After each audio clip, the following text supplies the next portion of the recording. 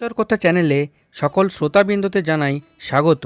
শতরূপে সারদা স্বামী গম্ভীরানন্দ সর্বাধ্যক্ষ শ্রীরামকৃষ্ণ মঠ ও রামকৃষ্ণ মিশন, বেলুড় মঠ, হাওড়া। শ্রী শ্রী মা মনীষীবৃন্দের দৃষ্টিতে দ্বিতীয় পর্যায় তিরোধানের পরে শ্রী শ্রী মায়ের দেহপরম ঘটে 1327 বঙ্গাব্দের 4 শ্রাবণ, ইংরাজিতে 1920 খ্রিস্টাব্দের 21 জুলাই।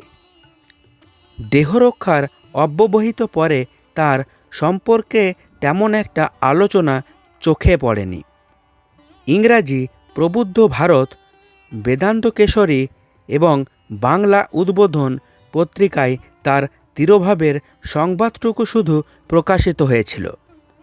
প্রবুদ্ধ ভারতের একটি সংখ্যায় অর্থাৎ সেপ্টেম্বর 1920 এবং বেদান্ত কেশরীর দুটি সংখ্যায় অর্থাৎ অক্টোবর 1920 এবং নভেম্বর 1920 তার সংক্ষিপ্ত জীবনচরিত প্রকাশিত হয়েছিল।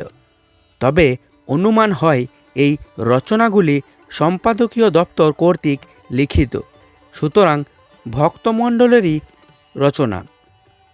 তিরোধানের ঠিক পরের মাসের উদ্বোধনে অর্থাৎ ভাদ্র 1327 শ্রী শ্রী মায়ের সম্পর্কে দুটি লেখা বেরিয়েছিল।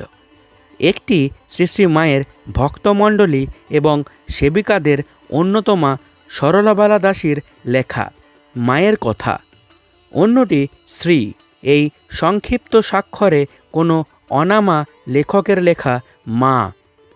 ঠিক এর পরের মাসে উদ্বোধনেও অর্থাৎ আশ্বিন 1327 শ্রী শ্রী মায়ের সম্পর্কে বিমলানন্দ নাথ নামে একজন ভক্তের একটি স্মৃতিচারণামূলক রচনা মাতৃদর্শনে প্রকাশিত হয়েছিল। উদ্বোধনের এই তিনটি রচনাই শ্রী শ্রী মায়ের ভক্তজনেরই প্রণীত। শ্রী ছদ্রনামের অন্তরালে কোনো অন্তরঙ্গ ভক্তই অবকল্পিত চিত্তে মায়ের কথা স্মরণ করেছেন বলেই মনে হয়।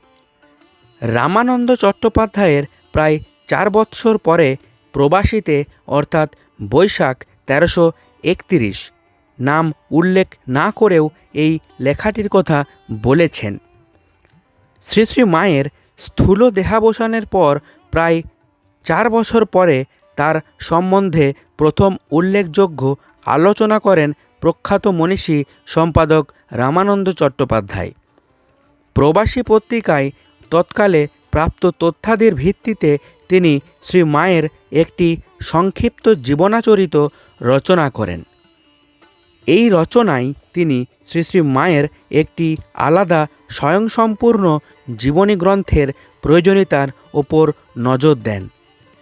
শ্রী শ্রী মায়ের জীবনচরিত রচনার জন্য তিনি দুটি পদ্ধতির উল্লেখ করেন। প্রথমত, শ্রী শ্রী রামকৃষ্ণ এবং শ্রী শ্রী মায়ের ভক্তদের অন্তর্দৃষ্টির দ্বারা রচিত জীবনী গ্রন্থ। একই রকম গ্রন্থ স্বাভাবিকভাবেই ভক্তদের ভক্তি এবং অনুরাগের আলিঙ্গনে রঞ্জিত হবে, কিন্তু এই ধরনের গ্রন্থের গুরুত্ব ও প্রয়োজনীয়তার কথা চট্টোপাধ্যায় মহাশয় স্বীকারও করেছেন। কারণ যাহাতে মানুষের অন্তরের পরিচয় পাওয়া যায় এমন কোনো কথা, কাজ, ঘটনা আধ্যাত্মিকতায় তুচ্ছ নহে। কাহারও জীবন্ত ছবি মানুষের নিকট উপস্থিত করিতে হইলে এগুলি আবশ্যক। দ্বিতীয়ত, শ্রী শ্রী মায়ের একটি নিরপেক্ষ জীবনচরিত রচনার প্রয়োজনীয়তার ওপরও তিনি মনোযোগ আকর্ষণ করেন। তার মতে এমন একটি জীবনচরিত লেখা উচিত যাহাতে সরল ও অবিমিশ্রভাবে কেবল তাহার চরিত ও উক্তি থাকিবে, কোনো প্রকার ব্যাখ্যা, টিকা টিপ্পনী, ভাষা থাকবে না। এই ধরনের চরিত গ্রন্থের গুরুত্ব নির্দেশ করতে গিয়ে তিনি লিখেছেন, শ্রী শ্রী রামকৃষ্ণ মণ্ডলীর বাহিরে লোকদিগেরও রামকৃষ্ণ ও শারদামণিকে স্বাধীনভাবে নিজ নিজ জ্ঞান ও বুদ্ধি অনুসারে বুঝিবার সুযোগ পাওয়া আবশ্যক। এখানে প্রসঙ্গক্রমে উল্লেখ করা যেতে পারে যে এই পদ্ধতিতে লেখা শ্রীরামকৃষ্ণের একটি জীবনচরিতের প্রয়োজনীয়তার কথাও রামানন্দ চট্টোপাধ্যায় ব্যক্ত করেছিলেন। শ্রীরামকৃষ্ণের এই ধরনের একটি চরিত গ্রন্থের প্রয়োজন অধ্যাপক ম্যাক্সমূলারও অনুভব করেছিলেন। তিনি এ পদ্ধতির নাম দিয়েছিলেন নৈয়ায়িক পদ্ধতি বা ডায়ালজিক প্রসেস। অনেকটা ন্যায়ের পূর্বপক্ষ এবং উত্তরপক্ষের অভিমত বিনিময়ের পর কোনো বিষয় সম্বন্ধে সিদ্ধান্ত গ্রহণ করবার পদ্ধতির মতো। অর্থাৎ বিভিন্ন ব্যক্তি সূত্র থেকে প্রাপ্ত তথ্যকে যাচাই করে গ্রহণ ও বর্জনের পন্থায় একটি ধারণা গড়ে তোলাই প্রক্রিয়া। একে আমরা বলতে পারি নির্মোহ তথ্য ও বিচার নির্ভর রীতি। এই রীতিতেই অধ্যাপক ম্যাক্সমূলার শ্রীরামকৃষ্ণ বিষয়ে চরিত গ্রন্থটি রচনা করে দৃষ্টান্ত স্থাপন করেছেন। ঈশ্বর কথা চ্যানেলের পাঠ আপনাদের ভালো লাগলে লাইক, শেয়ার ও সাবস্ক্রাইব করবেন। ধন্যবাদ।